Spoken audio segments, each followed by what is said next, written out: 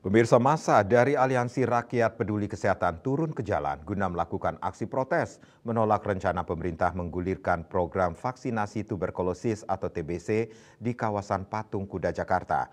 Pimpinan aksi Fahri Lubis menuding pemerintah tidak transparan dan melangkahi proses legislatif dalam kebijakan yang melibatkan pendanaan filantropis asing Bill Gates.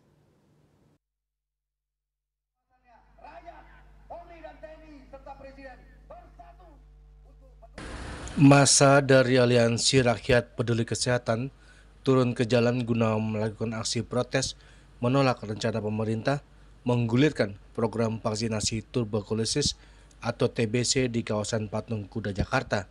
Salah satu pimpinan aksi, Fahri Lubis, mengatakan program vaksinasi TBC yang sedang digodok pemerintah belum melalui tahapan riset memadai dan tidak melibatkan diskusi formal di Komisi 9 DPR RI yang langsung membidangi urusan kesehatan. Aksi ini mencerminkan kekecewaan publik yang masih trauma dengan pengalaman pandemi COVID-19 beberapa tahun lalu. Fahri bahkan menyinggung kasus-kasus kontroversial terkait vaksinasi di India dan Afrika yang dikaitkan dengan yayasan milik Bill Gates. Menurutnya, rakyat Indonesia hingga saat ini menolak untuk disuntik vaksin TBC.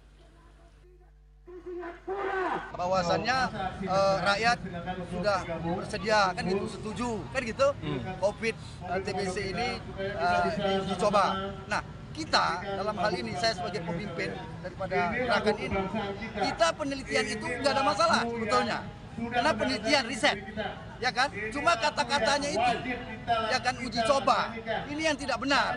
Dan kenapa diekspos? Ya kan, lakukan aja riset, penelitian oleh pihak Bill Gates, kan gitu. Tapi jangan dipaksa rakyat ini. Ya, kalau penelitian itu kan survei, riset, itu kan boleh, ya kan. Jadi kita tidak mau digoreng bahwasannya Pak Presiden itu sudah dibeli dengan dana hibah oleh Bill Gates. Ini yang kita rakyat tidak setuju. Kita tidak ingin seolah-olah Presiden itu menerima uang hibah itu, padahal itu kan biaya untuk riset. Nah, satu. Kedua, kenapa DPR tidak sebagai legislatif, tidak proaktif?